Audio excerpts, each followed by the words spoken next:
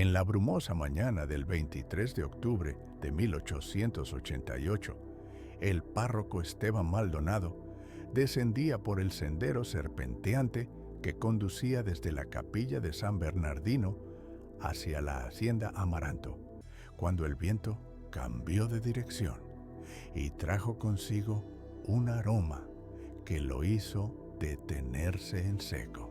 No era el habitual perfume de las flores de retama que crecían silvestres en aquellos cerros del departamento de Huánuco, ni el dulce aroma de los duraznos maduros que las hermanas Esperanza y Remedios Villarreal cultivaban con tanto esmero en su huerto.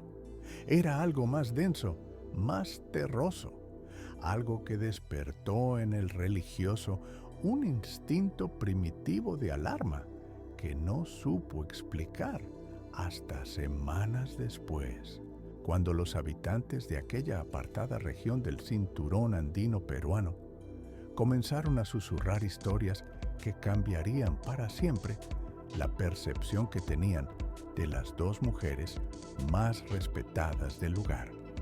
Las hermanas Villarreal habían vivido en la casa de adobe y techo de tejas rojas durante más de 20 años, desde que heredaron la propiedad de su difunto padre, don Aparicio Villarreal, un comerciante de coca que había amasado una modesta fortuna transportando las hojas sagradas desde los valles de la selva hasta los mercados de Lima. Esperanza, la mayor, tenía 43 años cuando comenzaron los rumores, mientras que Remedios contaba con 39. Ambas habían permanecido solteras, dedicando sus vidas a obras de caridad y al cuidado de niños huérfanos que recibían en su hogar con los brazos abiertos y sonrisas que toda la comunidad consideraba genuinamente caritativas. Antes de continuar con lo que el padre Maldonado descubrió aquella mañana, nos gustaría saber desde dónde nos estás escuchando. Déjanos un comentario con tu ciudad o país, porque esta historia merece ser compartida y queremos conocer a quienes se atreven a adentrarse en estos relatos junto a nosotros. Ahora, sigamos con lo que realmente ocurrió en aquel lugar apartado de los Andes peruanos. La casa de las hermanas Villarreal se alzaba sobre una pequeña colina, rodeada por eucaliptos centenarios que creaban una barrera natural contra los vientos helados que bajaban desde las cumbres nevadas. El huerto se extendía hacia el sur, aprovechando la exposición solar más favorable, y era famoso en toda la región por producir los frutos más dulces y las verduras más tiernas que se podían encontrar a esa altitud. Los habitantes de los caseríos cercanos acudían regularmente a comprar los productos de las hermanas, y muchos afirmaban que las manos de Esperanza y Remedios tenían algún tipo de bendición divina que hacía crecer todo con una vitalidad excepcional. El padre Maldonado conocía bien a las hermanas desde su llegada a la parroquia de San Bernardino 5 años atrás. Las había visto llegar cada domingo a la misa de las 8 de la mañana, siempre vestidas con sus mejores ropas negras, con mantillas de encaje que habían pertenecido a su madre. Esperanza solía sentarse en el tercer banco del lado izquierdo, mientras Remedios ocupaba el lugar contiguo, y ambas seguían el servicio religioso con una devoción que el párroco consideraba ejemplar. Después de la misa, las hermanas permanecían siempre unos minutos más para orar ante la imagen del Sagrado Corazón, y en más de una ocasión el padre Maldonado las había visto dejar pequeñas ofrendas de flores frescas de su huerto. Lo que más admiraba el religioso era la generosidad de las hermanas hacia los niños necesitados de la región. En los últimos 10 años, habían acogido en su hogar a no menos de 12 pequeños, todos varones, todos huérfanos o abandonados por familias que no podían mantenerlos. Los niños llegaban a la casa del Cerro Amaranto siendo apenas unos bebés o niños muy pequeños, y las hermanas los criaban con amor maternal, les enseñaban a leer y escribir, les inculcaban valores cristianos y, según relataban a quien quisiera escucharlas, los preparaban para que pudieran valerse por sí mismos cuando alcanzaran la edad adulta. Sin embargo, existía algo peculiar en la forma en que las hermanas hablaban de estos niños adoptivos. Jamás los llamaban por sus nombres de pila, sino que se referían a ellos como mis pequeños esposos o los noviecitos, expresiones que el padre Maldonado había escuchado en varias ocasiones, pero que había interpretado como manifestaciones de cariño excesivo, típicas de mujeres que habían volcado todo su instinto maternal en el cuidado de huérfanos. Esperanza solía decir que estaba preparando a sus muchachitos para que fueran buenos maridos. Y Remedios complementaba estas declaraciones asegurando que un niño bien criado se convierte en un hombre de provecho que sabe cómo tratar a una mujer. La mañana del 23 de octubre, el padre Maldonado se dirigía a la casa de las hermanas porque había recibido una solicitud urgente de Esperanza para que administrara los últimos sacramentos a Remedios, quien, según el mensaje, había caído gravemente enferma durante la noche. El religioso llevaba consigo los santos óleos y el viático, preparado para realizar su deber pastoral con la solemnidad que requería la situación. Pero cuando llegó a la propiedad y tocó la puerta principal, nadie respondió a sus llamados. Preocupado por el silencio, el padre Maldonado decidió rodear la casa para intentar localizar a las hermanas. Fue entonces cuando el viento cambió de dirección y trajo consigo aquel aroma extraño que lo inquietó de forma inexplicable. Siguiendo su instinto, se dirigió hacia la parte posterior de la propiedad, donde se extendía el famoso huerto de las hermanas. El olor se intensificaba a medida que se acercaba a una sección del terreno que parecía haber sido removida recientemente. Lo que el párroco descubrió aquella mañana cambiaría para siempre la historia de aquella región del cinturón andino peruano. En una zona del huerto que habitualmente estaba destinada al cultivo de papas, encontró 12 pequeñas elevaciones de tierra fresca, dispuestas en 2 hileras perfectamente alineadas. Cada montículo tenía aproximadamente 1,5 metros de largo por medio metro de ancho, dimensiones que coincidían de forma inquietante con el tamaño que requeriría una tumba infantil. Al acercarse a examinar más detalladamente aquellas extrañas formaciones, el padre Maldonado notó que en cada una de ellas había sido colocada una pequeña cruz de madera sin inscripciones, y que alrededor de cada montículo crecían flores de pensamiento y pequeñas plantas de romero, como si alguien hubiera diseñado deliberadamente pequeños jardines funerarios. El aroma que había captado su atención provenía inequívocamente de aquellos montículos. Un olor a tierra húmeda mezclado con algo más denso y putrefacto que le resultaba familiar por sus años de experiencia bendiciendo cementerios rurales. Cuando finalmente logró encontrar a Esperanza en el interior de la casa, la mujer parecía completamente tranquila y le explicó que Remedios había experimentado una rápida mejoría durante las primeras horas de la mañana, por lo que ya no sería necesario administrarle los últimos sacramentos. El padre Maldonado intentó preguntarle acerca de las extrañas formaciones que había encontrado en el huerto, pero Esperanza desvió la conversación con habilidad, insistiendo en que el religioso debía probar los dulces de membrillo que había preparado especialmente para agradecerle su rápida respuesta a su llamado de auxilio. Durante los días siguientes, el padre Maldonado no pudo olvidar lo que había visto en el huerto de las hermanas Villarreal.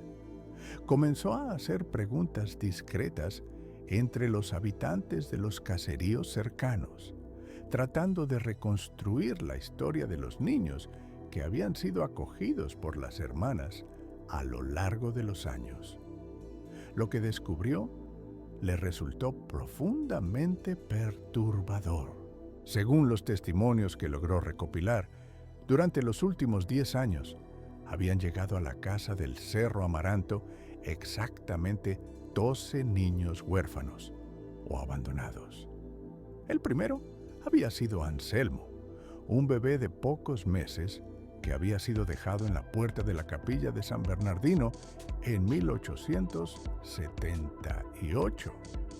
Las hermanas habían solicitado formalmente adoptarlo y el niño había crecido en su hogar hasta los 9 años de edad, momento en el cual, según las propias hermanas, había sido enviado a trabajar a una hacienda de café en la región de Chanchamayo.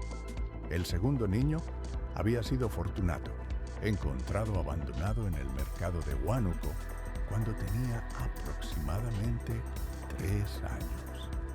Las hermanas lo habían criado durante 6 años, hasta que supuestamente también fue enviado a trabajar a otra propiedad rural. La misma historia se repetía con cada uno de los 12 niños. Todos habían sido acogidos siendo muy pequeños. Todos habían vivido en la casa durante periodos que variaban entre los 5 y los 10 años. Y todos habían sido enviados a trabajar a haciendas remotas cuando alcanzaban edades que oscilaban entre los 8 y los 12 años. Sin embargo, cuando el padre Maldonado intentó verificar el destino de estos niños, contactando con las supuestas haciendas donde habían sido enviados a trabajar, se encontró con que ninguna de ellas tenía registro de haber recibido trabajadores tan jóvenes, y mucho menos con los nombres que las hermanas habían proporcionado. Más inquietante aún, varios de los propietarios rurales que fueron consultados aseguraron que jamás habían tenido contacto comercial o personal con las hermanas Villarreal y que no tenían conocimiento de ningún acuerdo laboral que involucrara a niños de esas edades. La investigación del párroco se vio complicada por la actitud de la comunidad local hacia las hermanas Villarreal. La mayoría de los habitantes de la región las consideraba mujeres ejemplares, cuya dedicación al cuidado de huérfanos era vista como una manifestación de su profunda fe cristiana. Cuando el padre Maldonado intentaba hacer preguntas más específicas sobre el paradero de los niños adoptados, las personas respondían con evasivas o con comentarios que sugerían que cuestionar las actividades caritativas de las hermanas era una forma de ingratitud hacia su generosidad. Fue doña Jacinta Guamán, una anciana que vivía en el caserío más cercano a la propiedad de las hermanas, quien finalmente proporcionó al padre Maldonado la información más reveladora. Durante una confesión privada celebrada en la capilla de San Bernardino, la mujer reveló que durante años había escuchado ruidos extraños provenientes de la casa del Cerro Amaranto durante las noches sin luna. Según su testimonio, en varias ocasiones había visto luces moviéndose en el huerto a altas horas de la madrugada y que en una oportunidad había escuchado lo que describía como llantos infantiles que se interrumpían abruptamente, seguidos por periodos de silencio absoluto. Doña Jacinta también reveló que había notado un patrón perturbador en el comportamiento de las hermanas. Cada vez que uno de los niños adoptivos supuestamente era enviado a trabajar a una hacienda, las hermanas permanecían recluidas en su casa durante varios días y después reaparecían en la comunidad, vestidas de luto, explicando que estaban pasando por un periodo de duelo por la partida de su pequeño esposo. Durante estos periodos de luto, las hermanas acudían a la misa matutina con mayor frecuencia de lo habitual y siempre llevaban ofrendas florales especialmente abundantes para colocar ante los altares. Lo más perturbador del testimonio de doña Jacinta era su observación de que inmediatamente después de cada supuesta partida de un niño adoptivo, aparecía en el huerto de las hermanas una nueva sección de terreno removido, siempre acompañada por la plantación de flores frescas y hierbas aromáticas. La anciana había notado que estas nuevas secciones siempre tenían dimensiones similares y que con el paso del tiempo se convertían en los lugares más fértiles y productivos de todo el huerto, como si la tierra hubiera sido enriquecida con algún tipo de abono especialmente nutritivo. El padre Maldonado decidió realizar una investigación más sistemática, consultando los registros parroquiales de bautismos, defunciones y matrimonios de las parroquias cercanas.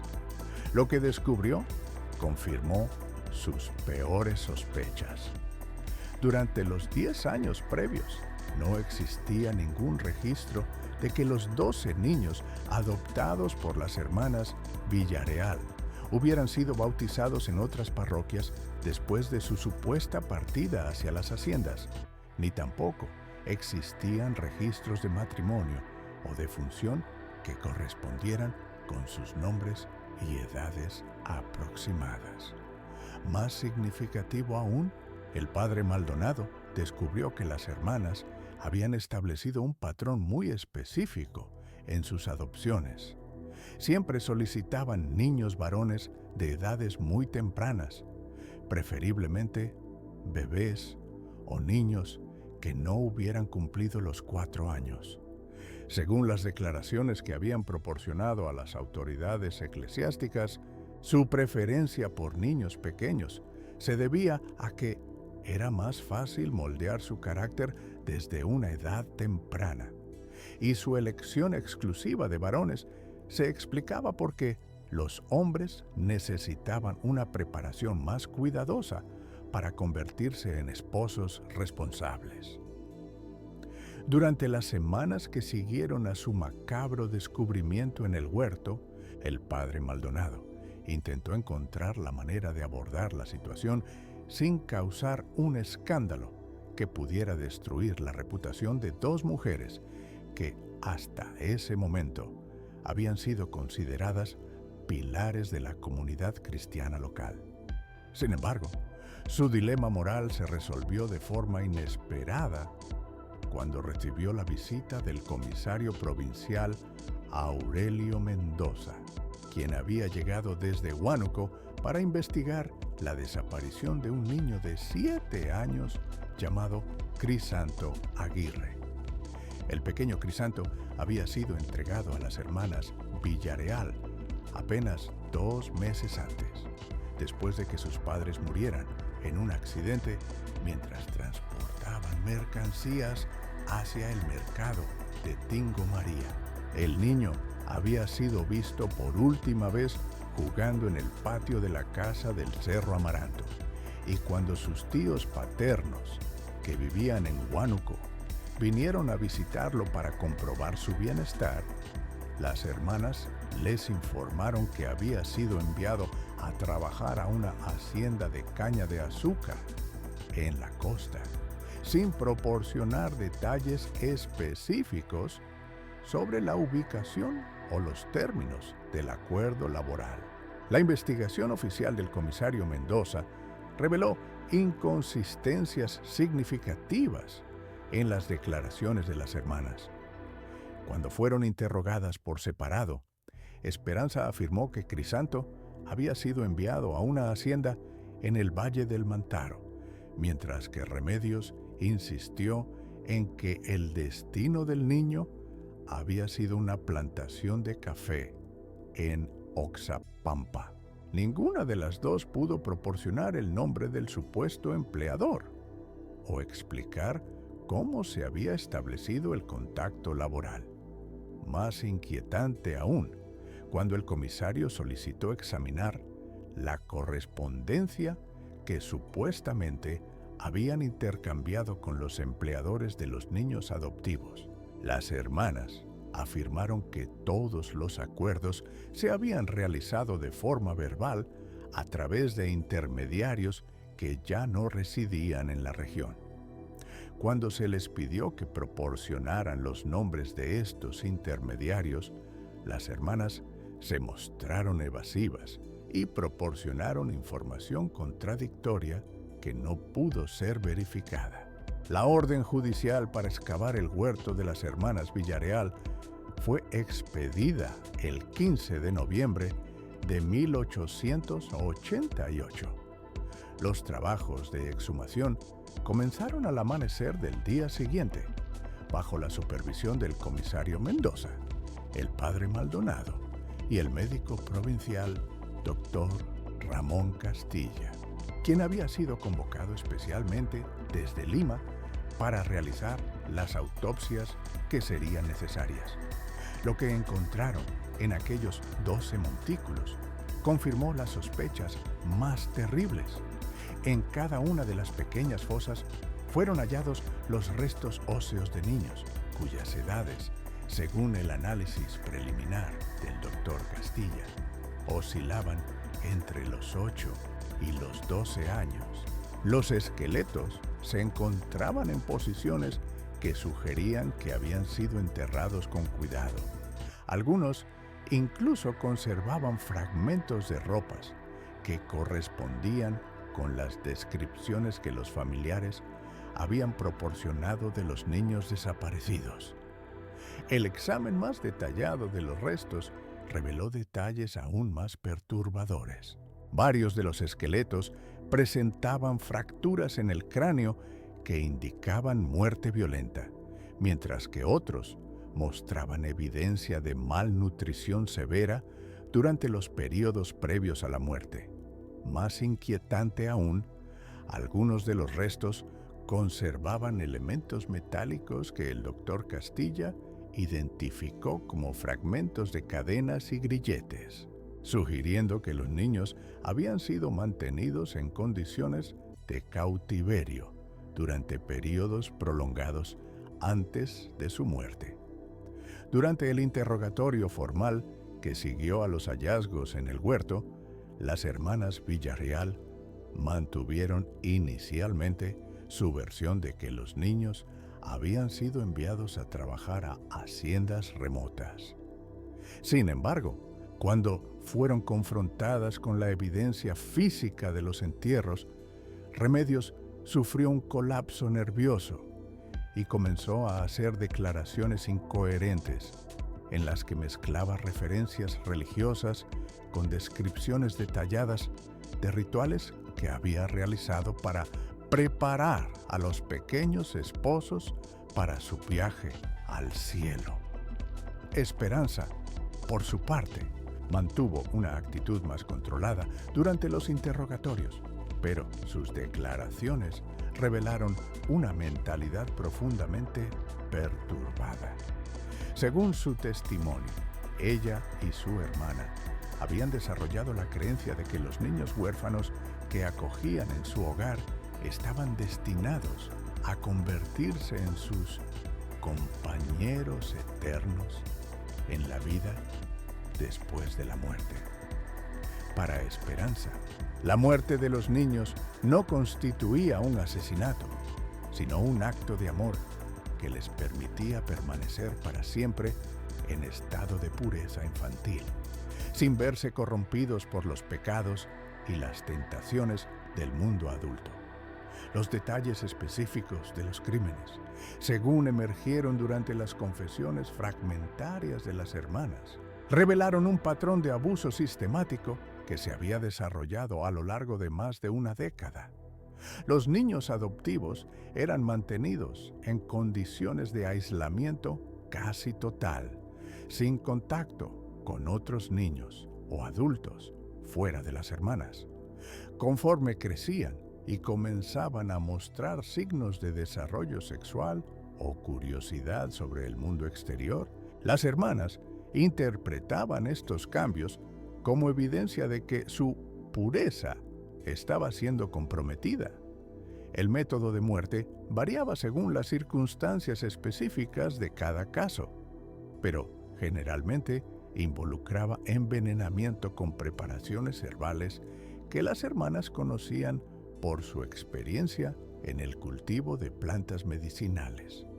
En algunos casos, cuando los niños se resistían o intentaban escapar, se utilizaban métodos más violentos que explicaban las fracturas craneales encontradas durante las exhumaciones.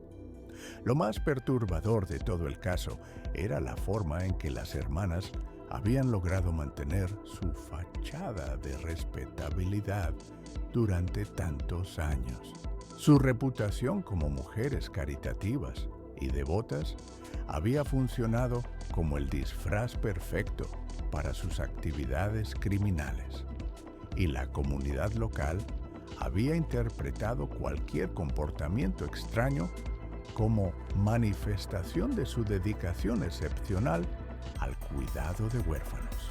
El juicio de las hermanas Villarreal se convirtió en uno de los casos criminales más notorios en la historia judicial del departamento de Huánuco. La prensa de Lima siguió el proceso con atención morbosa, y las crónicas periodísticas de la época describían a las acusadas como ángeles de la muerte, que habían utilizado su aparente piedad religiosa para ocultar crímenes de una crueldad inimaginable. Sin embargo, el desenlace del caso resultó ser tan inquietante como los crímenes mismos.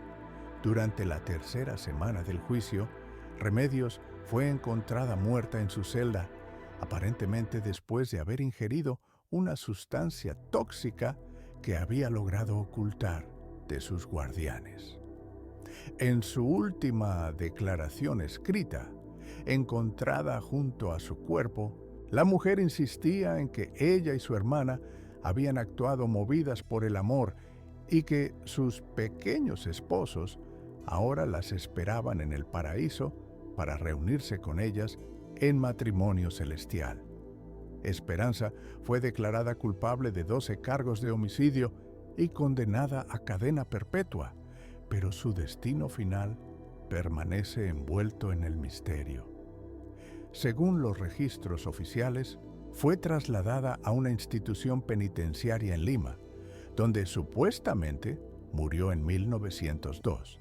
Sin embargo, nunca se encontraron registros de su defunción, y algunos testimonios no oficiales sugieren que pudo haber escapado o sido trasladada a un asilo mental, cuyos registros se perdieron durante los disturbios políticos de principios del siglo XX.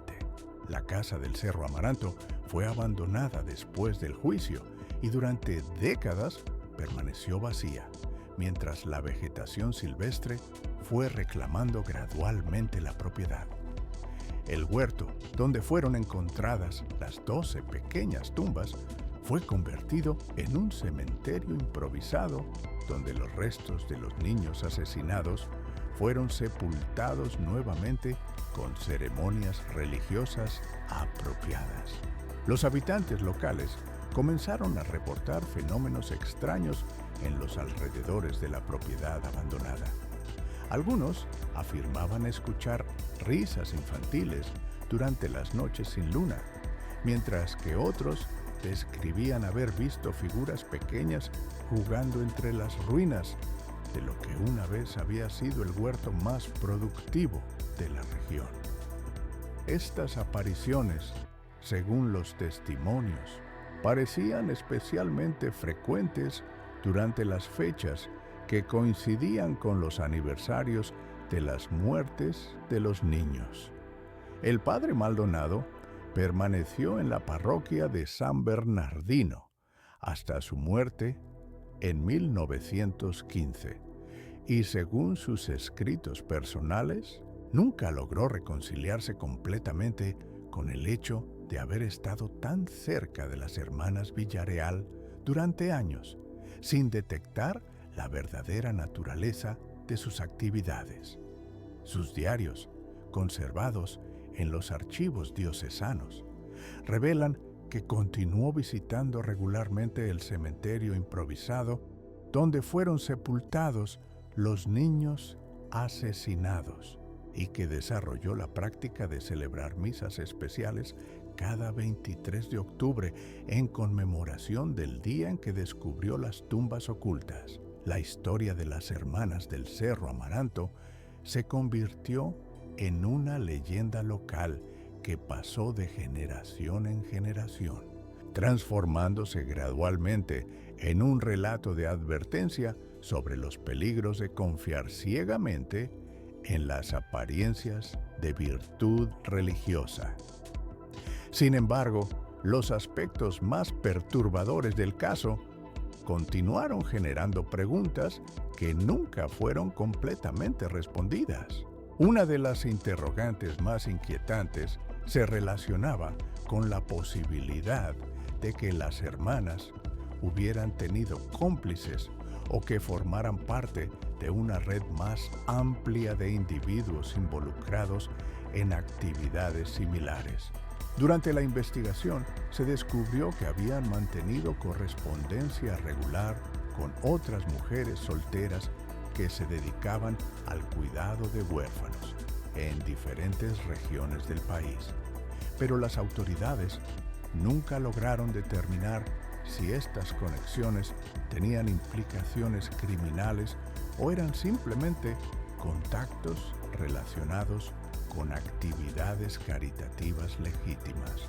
También permanece sin respuesta la pregunta sobre el destino final de algunos objetos personales que pertenecían a los niños asesinados.